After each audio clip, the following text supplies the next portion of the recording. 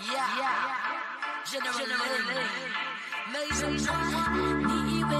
以为你是大牌，你以为干嘛又来？我的事，我的命，我的现在我要说。受够了，头了，受够了，想透了，受够了，伤的够了，就是够了。受够了，以为头了，受够了，想透了，受够了，伤的够了，我说够了。犯了什么错？你说你知错，希望我记过，我该怎么做？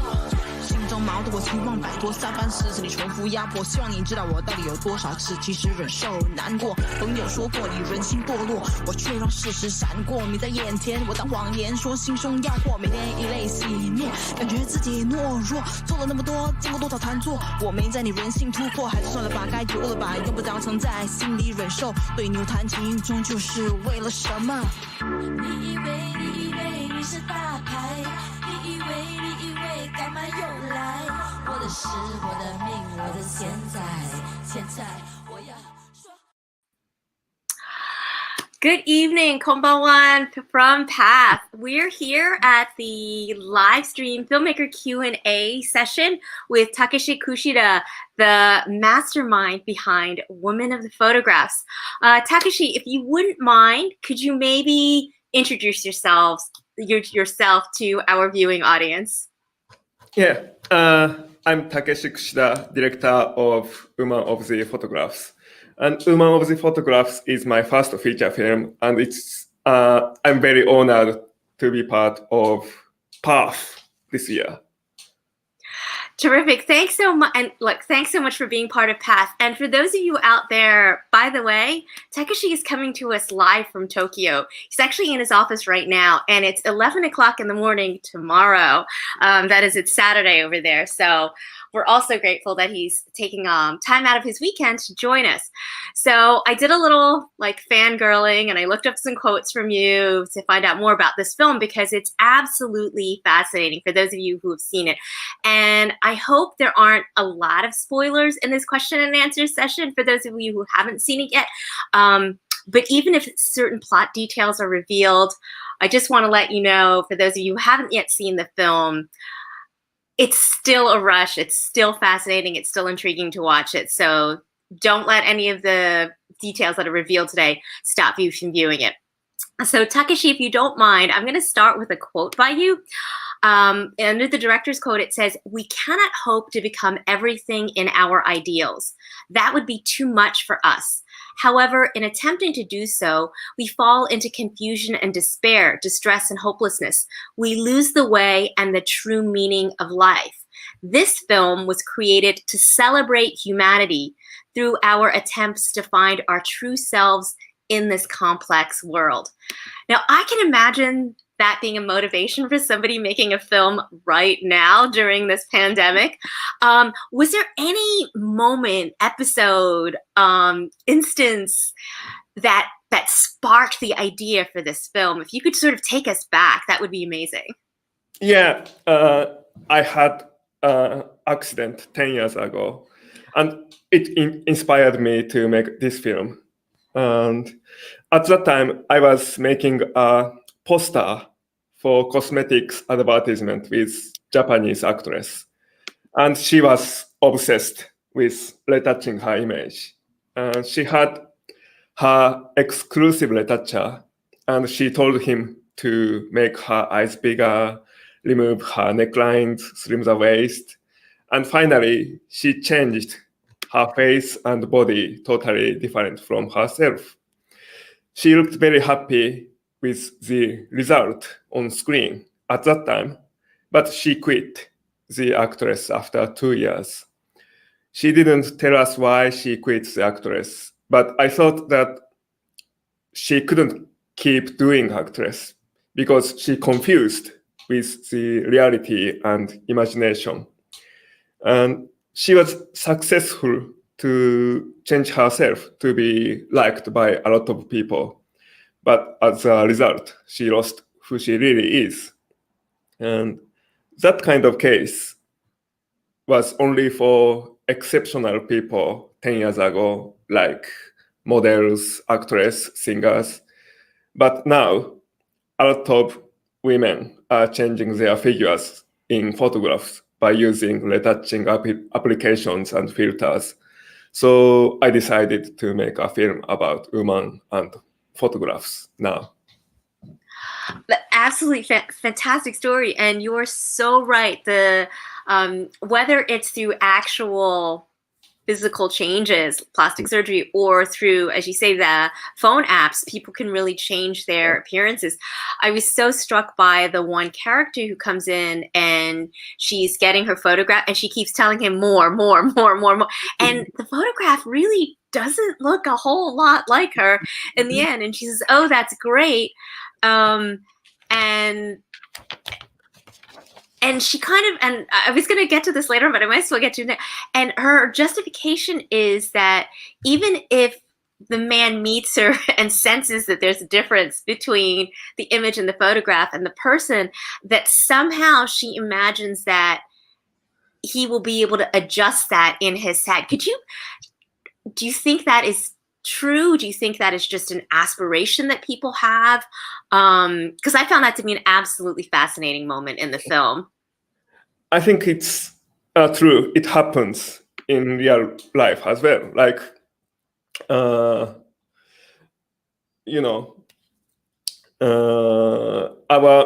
memory is not very decisive. We can decide what we want to see, and if I want to believe that the girl is beautiful, that girl can be beautiful because I can retouch her image in my head. So I think it happens. It's funny that you mentioned that you would do that, like, as a man to a woman. I actually have a good friend of mine, and he has this saying. He says, "Men fall in love with women because they are beautiful. When women fall in love with a man, he becomes beautiful to her." But you're suggesting that we actually all engage in this process of sort of retouching the people that we're close to in our minds in some way. And yeah, I guess we all do that, especially in thinking about the past. We tend to remember, these happy moments and sort of simplify what we remember.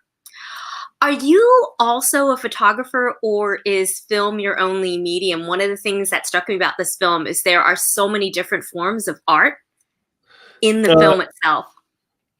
I don't photograph much. I don't take a photograph much, but I'm doing advertisement film director, so I shoot a lot of women. Okay, so yeah. With the help of cinematographer.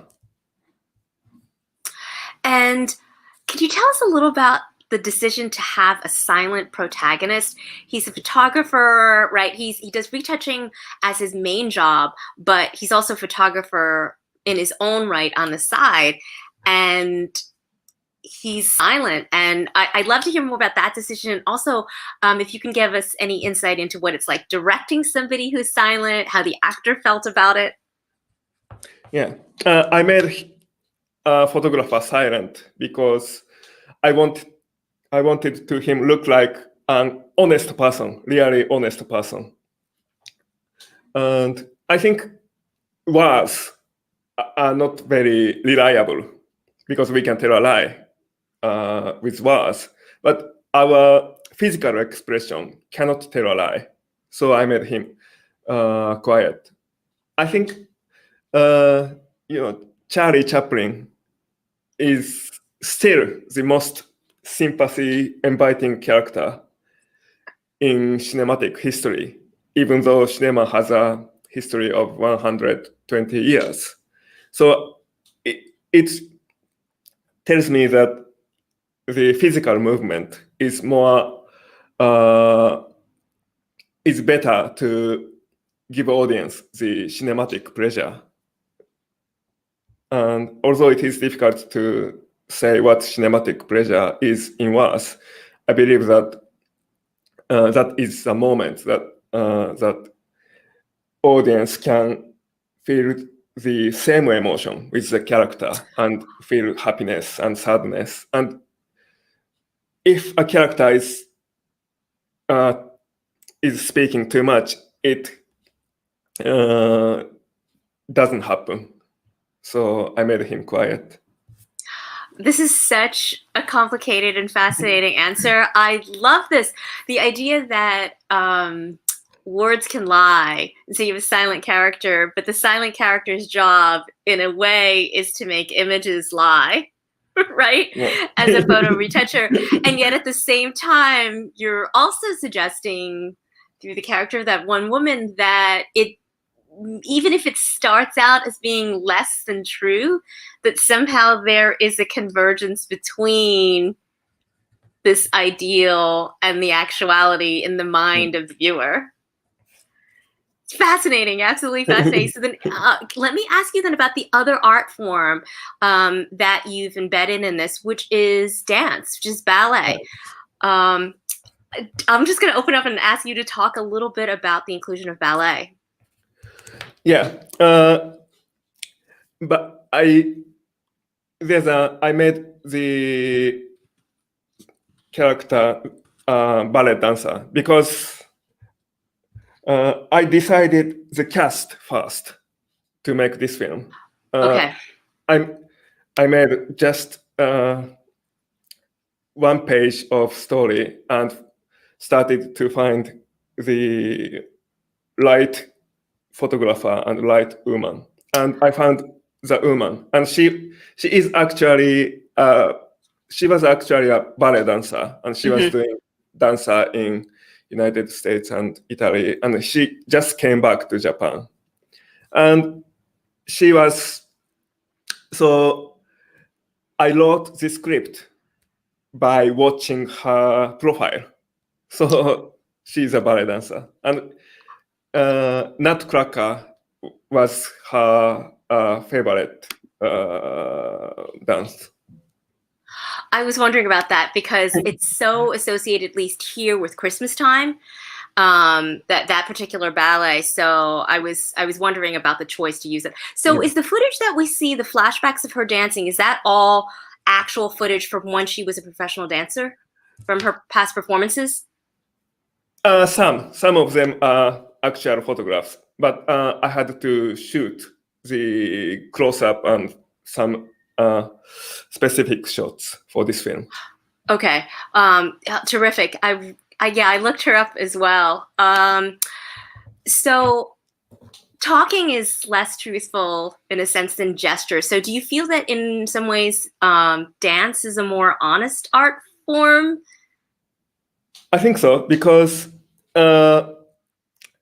dance can express the emotion, and it doesn't choose the viewer. It doesn't matter whether the audience is Japanese or American or Nigerian, and so dance can go over the country, nations, and language and culture and races. So I prefer to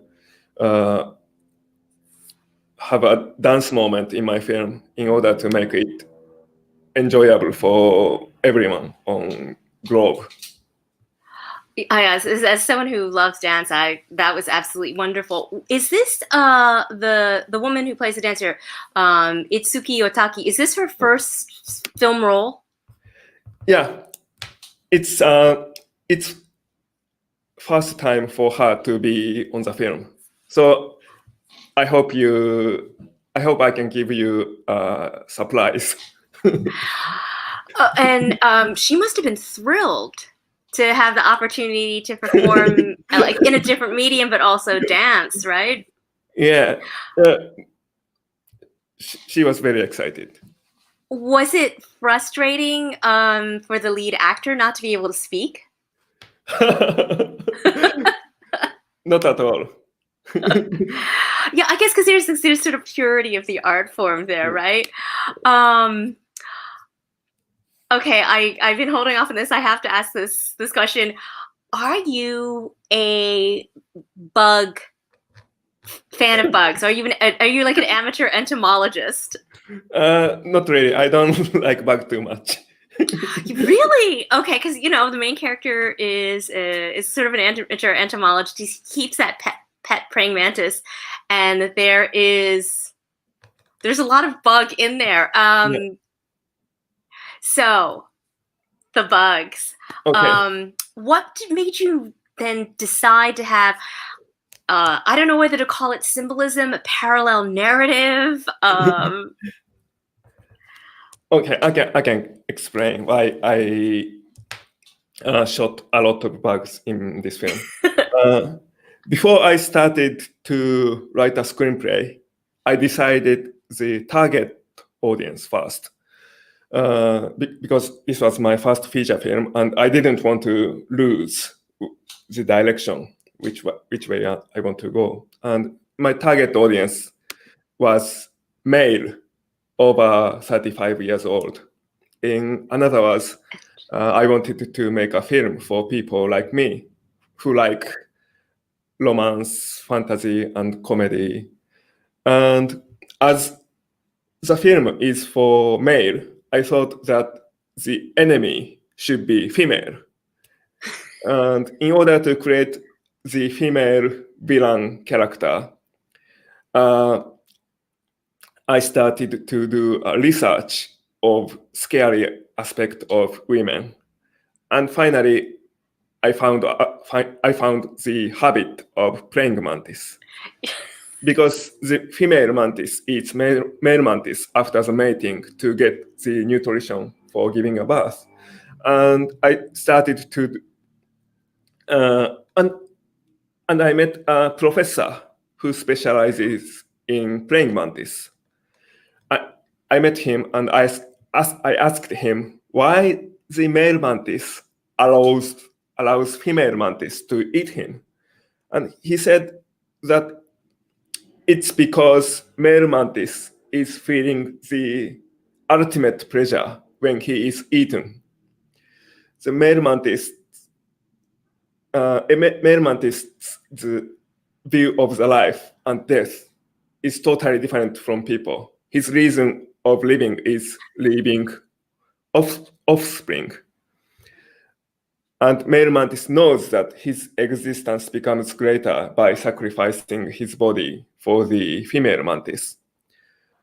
And I thought that makes sense. So I decided to make a film about a man who sacrifices himself for a woman in order to feel his existence greater. Okay, so I love this. This is great. Probably because I'm not in the target demographic. It's not exactly how I saw the film.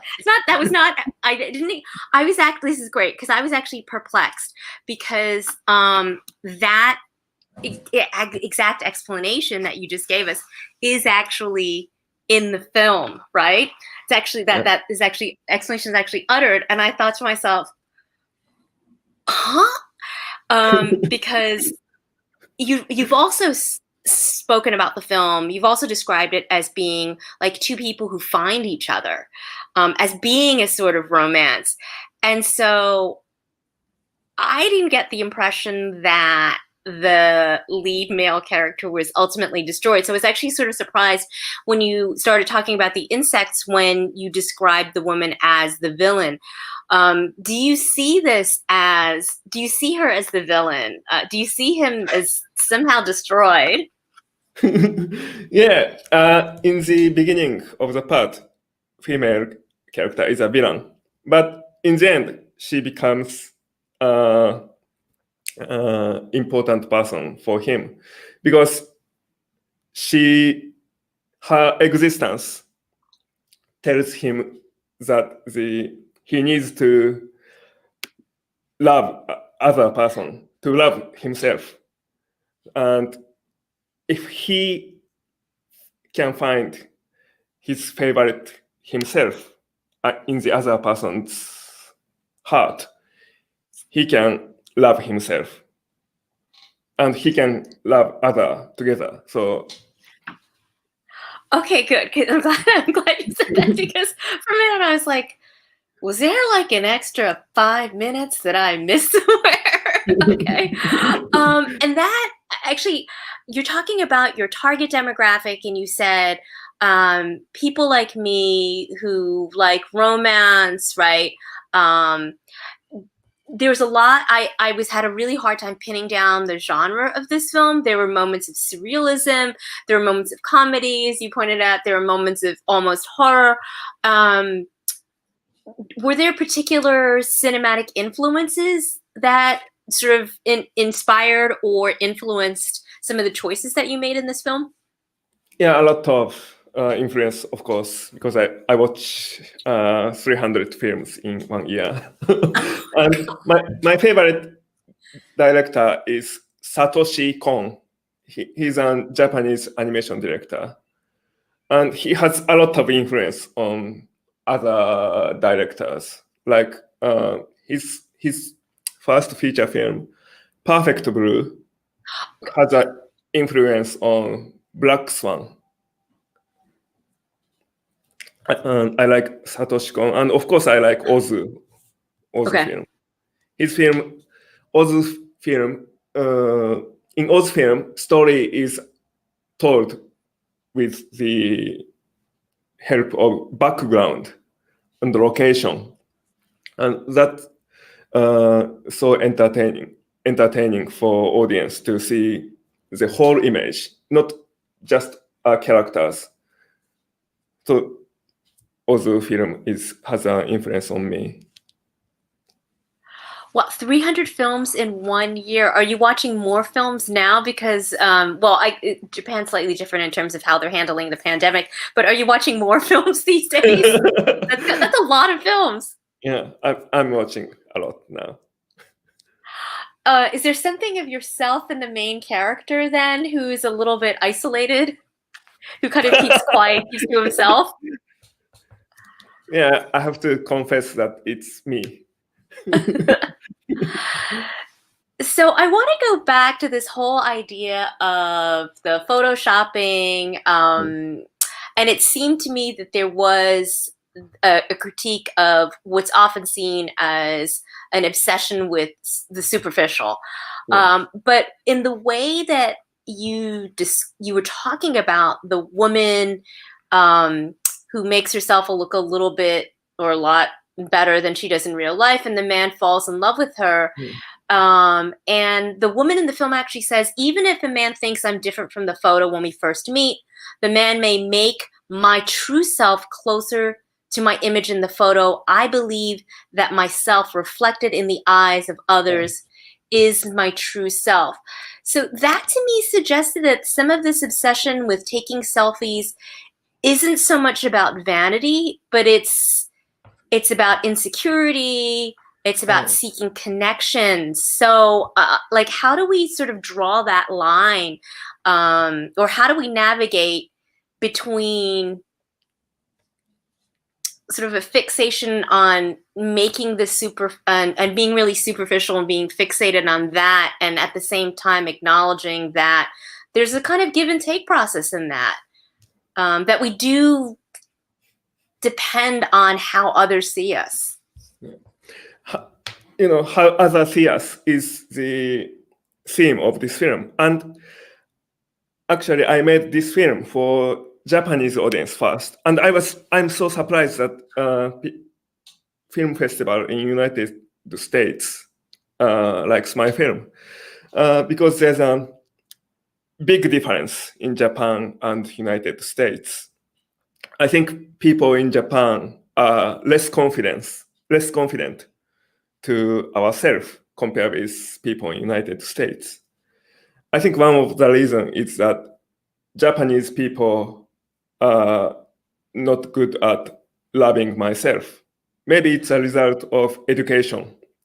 What we are told at elementary school is understand what the other is thinking and make a lot of friends. And understanding what they want and make a lot of friends is exactly what social media is asking us to do. So there's no wonder that social media is so popular in Japan, and Japanese people are not conscious, doesn't care at all to retouching their images. That's fascinating because it suggests that in a way that's in some cases then we misunderstand why people retouch photos, right? We often think that it's all about vanity, but it sounds like it's really not. It also sounds to me that we could learn a little bit by thinking exactly what you were saying. Not it's just a prescription, think what others say, make a lot of friends, but maybe in the United States, not that we want to lose our confidence, but maybe we could learn something from this film and thinking a little bit more about how others see us. Do you have a sort of hope for the non-Japanese audience, what they'll take away from this film?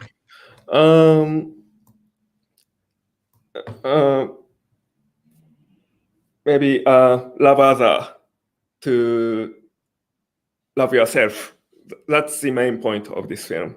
We have to love other in order to love ourselves. And if I can find my favorite myself in other person's heart, I can love herself and myself together.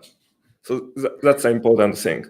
And in Japan, the birth rate, having a baby rate is getting low and low. Yeah. I think it's because we are trying to love other too much. And we do a lot of hard work to love other, but it doesn't work to have a good love, because if I do that too much, I cannot love myself. And as long as I cannot love myself, that relationship doesn't last long. So I try to find someone who sees me as a good man. If I can find that kind of person, I can love herself and myself together. That's such a beautiful message. I think we have a weird variation on that in the United States, which is learn to love yourself first before you love others. But I really love your message that, well, it's a two-way street, and what we should really seek is somebody who already sees a good version of us. And in a sense, that'll make it a lot easier for us to love ourselves, and who wouldn't fall for somebody who sees the good in you. We have, I think, 2 more minutes. I do have it's not really a technical question, but I was also really fascinated by, there's a very artful aspect to your film, right? I would categorize it as an art film. There's a lot of symbolism, there's surrealism. So there's a kind of glossiness and artsiness to it. But at the same time, the underlying message is sort of about moving away from that. And I just kind of felt this tension between those two poles throughout the film. Was that intentional? Is that something that you want the audience to ruminate on? Of course, it is intentional. And I don't want to... My work is sometimes described as an experimental film, but I'm not trying to make an experimental film. I just try to make a film which allows audience to make his or her original story. I don't tell story too much.